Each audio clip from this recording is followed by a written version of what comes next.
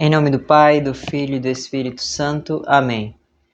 Inspirai, Senhor, as nossas ações e ajudai-nos a realizá-las, para que em vós comece e em vós termine tudo aquilo que realizarmos. Por Cristo, Senhor nosso. Amém. Salve Maria, meus queridos irmãos e irmãs, que a paz de nosso Senhor Jesus Cristo esteja sempre convosco e o amor de Maria em vossos corações. Meus queridos, hoje vamos falar sobre a celebração litúrgica da Eucaristia, ou seja, vamos falar da Santa Missa. Historicamente, também a importância, né? Então lá, com o Catecismo da Igreja, vamos no parágrafo 1345. Então, a missa de todos os séculos, esse é o tema. Vamos lá. Diz assim: desde o século II, temos o testemunho de São Justino Mártir sobre as grandes linhas do desenrolar da celebração eucarística. Elas permanecem as mesmas até nos nossos dias, para todas as grandes famílias litúrgicas. Ele assim escreve pelo ano de 155, para explicar ao imperador pagão Antonino Pio 138 que viveu até 138 a 161. O que fazem os cristãos? No dia do sol, como é chamado, ou seja, o domingo, reúnem-se no mesmo lugar os habitantes, quer das cidades, quer dos campos, leem-se na medida em que o tempo o permite, ora os comentários dos apóstolos, ora os escritos dos profetas. Depois, quando o leitor terminou, o que preside toma a palavra para aconselhar e exortar a imitação de tão sublimes ensinamentos. A seguir, nos colocamos todos de pé e elevamos nossas preces por nós mesmos e por todos os outros, onde quer que estejam, a fim de sermos de fato justos por nossa vida e por nossas ações, e fiéis aos mandamentos, para assim obtermos a salvação eterna. Quando as orações terminaram, nos saudamos uns aos outros com um beijo. Em seguida, leva-se aquele que preside aos irmãos um pão e um cálice de água e de vinho misturados. Ele os toma e faz subir louvor e glória ao Pai do Universo, no nome do Filho e do Espírito Santo, e rende graças, que em grego, esse nome graças é Eucaristia, que significa ação de graças. Longamente, pelo fato de termos sido julgados dignos destes dons, certo? Longamente pelo fato de termos sido julgados dignos destes dons. Terminadas as orações e as ações de graças, todo o povo presente aclama dizendo Amém. Depois de o presidente ter feito a ação de graças e o povo ter respondido, os que entre nós se chamam diáconos distribuem a todos os que estão presentes pão, vinho e água, eucaristizados, e levam também aos ausentes. A liturgia da Eucaristia desenrola-se segundo uma estrutura fundamental que se conservou pelos séculos até nossos dias. Desdobra-se em dois grandes momentos que formam uma unidade básica. Primeiro, a convocação, a liturgia da palavra com as leituras, a homilia, a oração universal. Aí depois nós temos a liturgia eucarística, com a apresentação do pão e do vinho, a ação de graças consecratória, que é a questão da comunhão. Liturgia da palavra. A liturgia da palavra e a liturgia eucarística constituem juntas um só e mesmo ato do culto. Com efeito, a mesa preparada para nós na Eucaristia é ao mesmo tempo a da palavra de Deus e a do corpo do Senhor. Aí vamos dar continuidade no último parágrafo para fechar o tema, que é o parágrafo 1347. Não é exatamente esta a sequência da ceia pascal de Jesus ressuscitado com seus discípulos? Estando a caminho, explicou-lhes as Escrituras e, em seguida, colocando-se à mesa com eles, tomou o pão, o abençoou, depois o partiu e o distribuiu a eles? Vamos pegar aqui, né? Entender logo a questão dos princípios. A gente já vê que começa, já se falava da Eucaristia, já se tinha a Santa Missa, gente. Desde Jesus Cristo até os tempos de hoje. É só a gente ver, ó, desde o século II, temos o testemunho de São Justino Marte.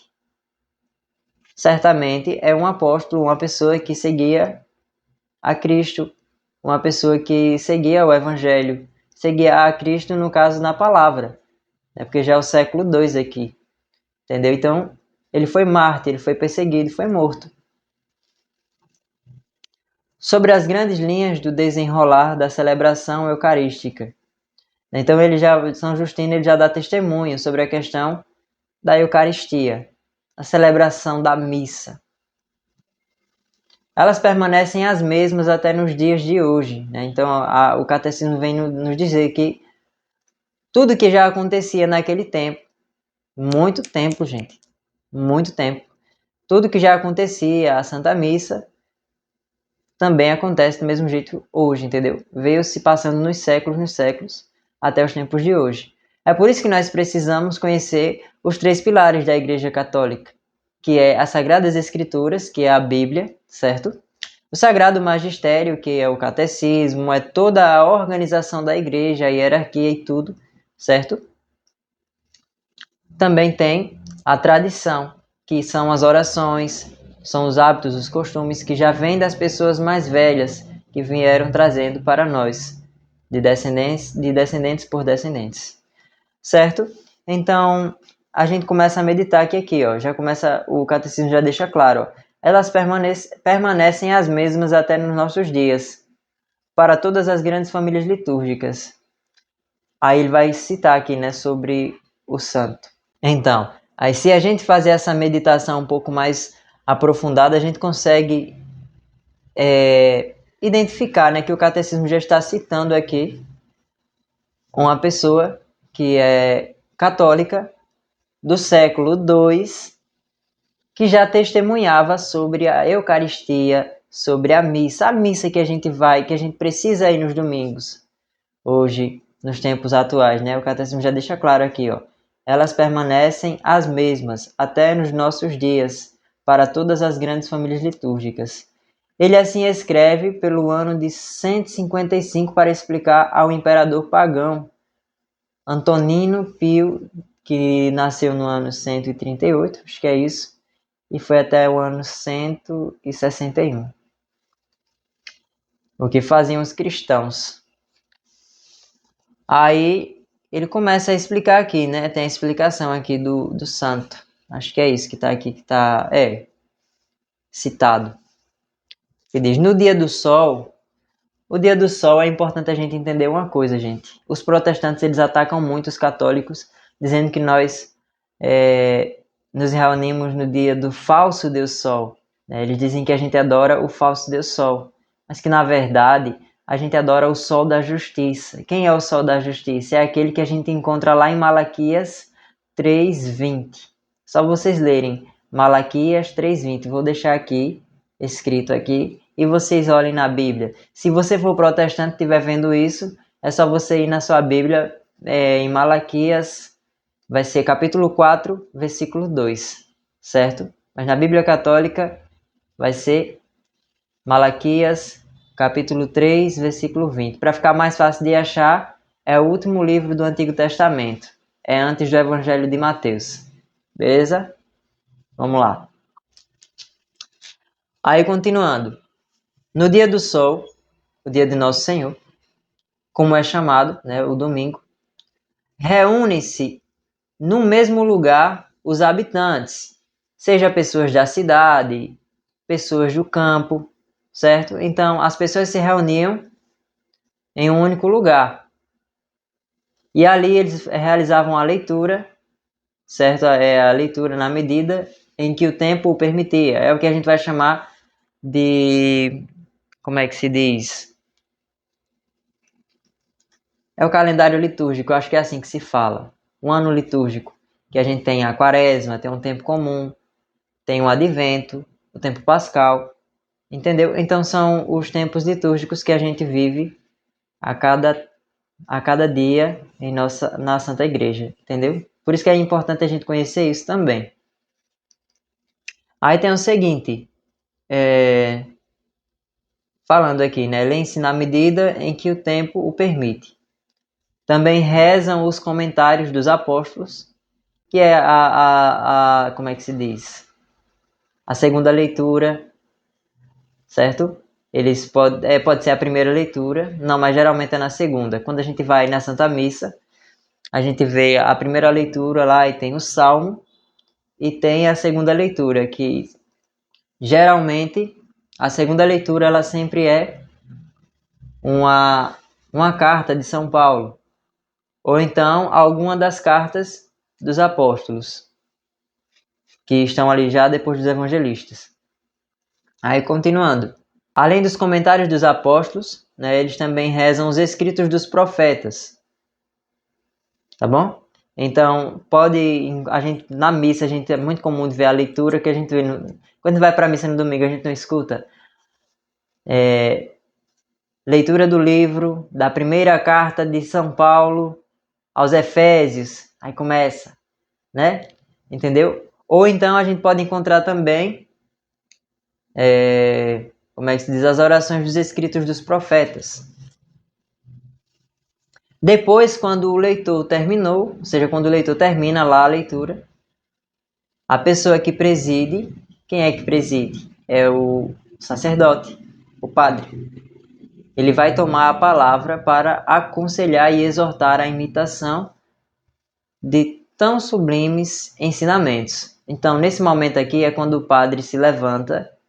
Na missa, é quando a gente está lá e termina a primeira leitura, salmo, segunda leitura, aí desce, não é isso?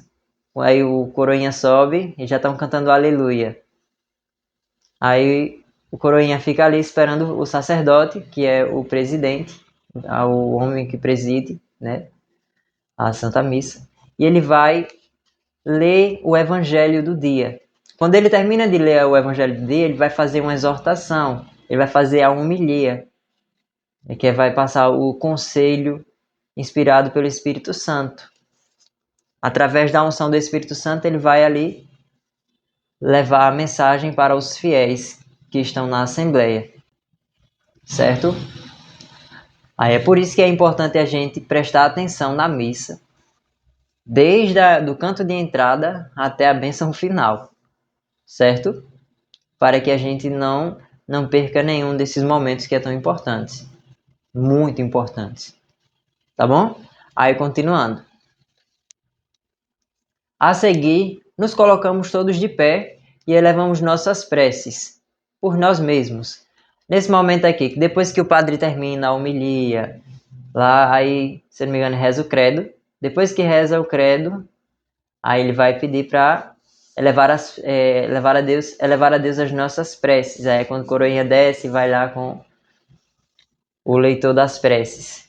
E todo mundo de pé, não é isso? E vai seguindo. Tá bom? Em seguida, leva-se aquele que preside aos irmãos um pão e um cálice de água e de vinho misturados. Então, nesse momento aqui é o mais conhecido como o ofertório, não é isso? É quando começam, tem servos lá, o pessoal do apoio que vai pegar a oferta, que é um valor em quantia que a Assembleia contribui para a Santa Mãe Igreja. Enquanto isso, o ministério está tocando músicas do ofertório, a música do ofertório. E nesse mesmo instante, o coroinha está levando, né, o coroinha ou o próprio diácono mesmo, levando para o sacerdote o pão, né, que é a hóstia santa, o cálice, a água e o vinho, que é A água ela tem a representação de nós. Por isso que o padre ele só coloca uma gotinha da água, ele não pode colocar muito. Ele usa um negocinho como se fosse uma concha, mas é bem pequenininho mesmo, que só pega uma gotinha e coloca dentro. E o vinho é o sangue de nosso Senhor Jesus Cristo. O pão é o corpo. E vai seguindo ali. Entenderam? Entenderam? Então, essa é a importância da gente conhecer a missa de forma mais intensa. Observe que eu só estou fazendo aqui uma pincelada. Entenderam? Eu estou estudando com vocês. Tudo isso que eu estou lendo aqui, eu estou aprendendo com vocês. No dia de hoje, rezando aqui, fazendo a meditação. Entenderam? É bom que todos nós aprendemos juntos. Aí, continuando aqui, vai falar sobre o sacerdote. Ele os toma e faz subir louvor e glória ao Pai do Universo, no nome do Filho e do Espírito Santo, e rende graças, que em grego é Eucaristia. Eucaristia, eu acho que é assim que se pronuncia, gente. Que significa ação de graças. Longamente pelo fato de termos sido julgados dignos destes dons. Terminadas as orações e as ações de graças, todo o povo presente aclama dizendo amém, que é quando termina lá a oração eucarística e tudo que o padre faz ali, na hora da consagração eucarística. Aí depois disso tem, né? Depois de o presidente ter feito a ação de graças e o povo ter respondido, os que entre nós se chamam diáconos distribuem a todos os que estão presentes, que é o pão, vinho e água, eucaristizados. Aí vai seguindo, aí agora o catecismo vai dar continuidade. A liturgia da Eucaristia desenrola-se segundo uma estrutura fundamental que se conservou pelos séculos até nossos dias. Então ele está deixando claramente aqui que a própria liturgia da Eucaristia, que no caso trata-se da celebração da Santa Missa, certo? É algo que já é muito conservado, é algo que está muito preservado, que a Santa Mãe Igreja cuida, zela sempre disso. É por meio da Eucaristia que a gente consegue nos unir a Cristo. É por meio da Eucaristia que a gente consegue ser santo. Entenderam? Por isso que é importante você ir para a missa. Desdobra-se em dois grandes momentos que formam uma unidade básica. Então, a celebração da Santa Missa é dividida em duas partes muito importantes para a nossa vida católica. Primeira, a convocação à liturgia da palavra, com as leituras, a homilia, a oração universal. Depois desse ponto, aí vem a liturgia eucarística. A liturgia eucarística já é a segunda parte da missa, que também é muito importante. Muito importante. Entenderam? A liturgia eucarística com a apresentação do pão e do vinho, a ação de graças consecratória, a comunhão. É importante a gente pautar esse seguinte aqui, ó. Liturgia da palavra e liturgia eucarística constituem juntas um só e mesmo ato do culto. Então, a missa ela não é só importante a liturgia da palavra. Na missa não é só importante o momento da Eucaristia, não. Tudo que acontece na missa é de suma importância. Tudo que se passa na missa. É por isso que a gente não pode chegar atrasado na missa. A gente tem que chegar cedo para se preparar. Tem que estar em estado de graça para poder receber o pão, que é o corpo de Cristo. Entenderam? Então, não é essa de chegar e ver a missa como uma reunião ali com todo mundo. Não, não é isso. É um encontro entre você e Deus. Por isso que você tem que ir para a missa. Certo? Continuando. Com efeito, a mesa preparada para nós na Eucaristia é ao mesmo tempo a da palavra de Deus e a do corpo do Senhor. Por isso que é tudo uma única coisa ali. Uma única celebração. Celebração da palavra, a liturgia da palavra. Vai estar ali as leituras e tudo, a homilia diária, vai ter a oração universal.